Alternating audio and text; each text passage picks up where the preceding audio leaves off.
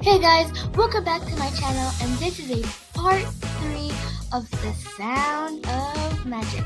And in case it's your first time watching this video from my channel, go back to other part 2 and part 1 so that you can be on track. Let's get started.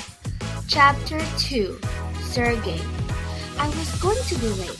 I had to get to the corner of Mary and Hinnis and set up before the after-school crowd caught up with me.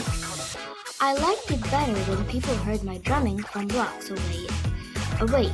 It drew them in. Plus, I'd always preferred strangers' ears to their eyes. Ears were way less judgy. "Are you settling in okay, Sergey?"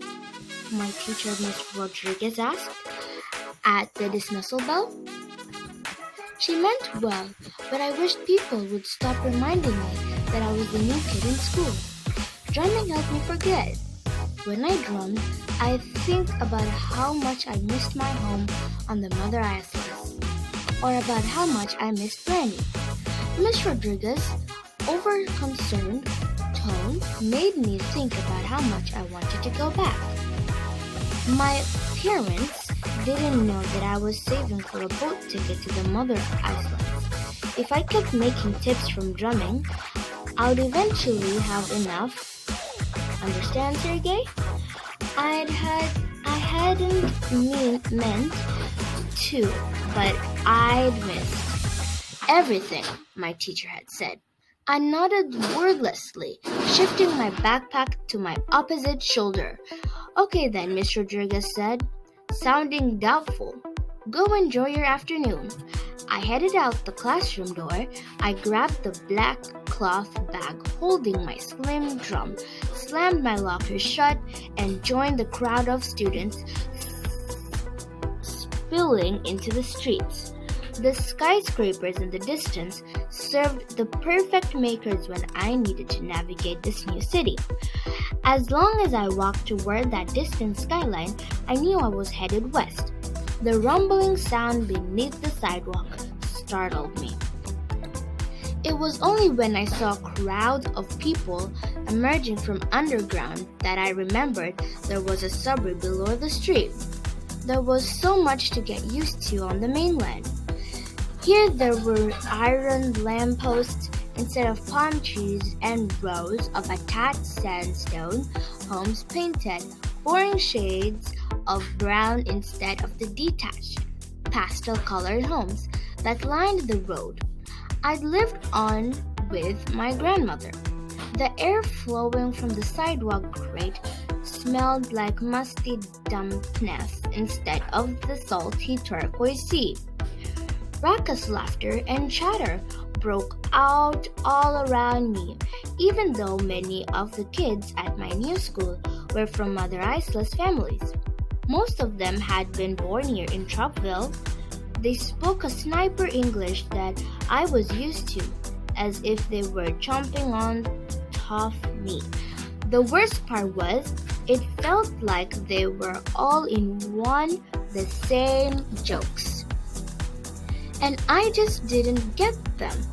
I breezed by a church parking lot where girls were jumping double-thatched. "Squeak!" one of them shouted, just as a gray cow with a red collar crossed my path. "Mimi, you have to stop following me like this," I scolded her with a smile. "How did you even get out?" Mimi had been a going-away gift from Granny, who'd raised me when my parents went to live on the mainland years ago. When my parents had finally sent for me, Granny could tell that I was sad to leave her. "Take Mimi with you for comfort and for company," Granny had said. It had seemed super important to her, so I had.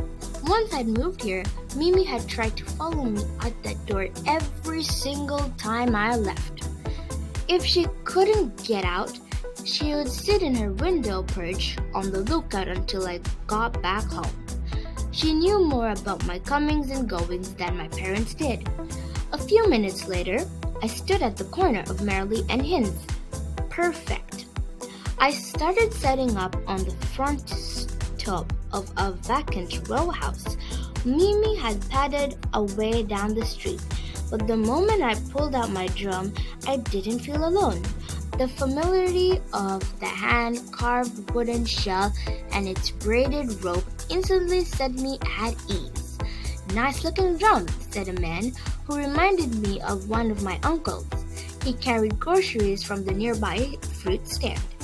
"That looks like an island made special," said another passerby, a woman who stopped and stood next to the men.